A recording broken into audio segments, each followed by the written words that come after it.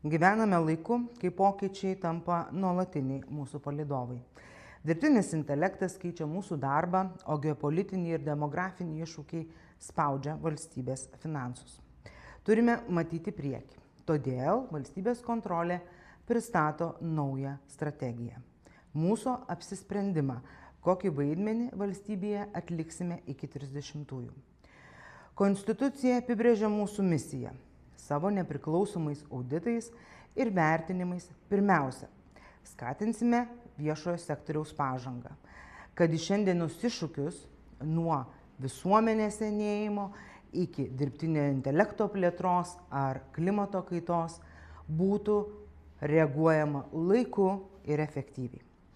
Antra, stiprinsime pasitikėjimą valstybę, užtikrindami valstybės atskaitingumą kiekvienam piliečiui ir skaidriai viešindami vertinimų ir auditų rezultatus.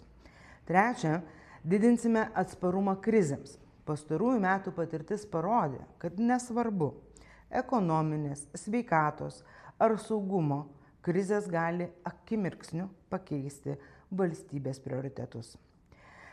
Mūsų rekomendacijos padės institucijoms išlikti efektyvioms ir atskaitingoms net ir sunkiausiamis aplinkybėmis. Kviečiu susipažinti su naująja strategija, kuri brėž valstybės kontrolės kelią iki 30-ųjų.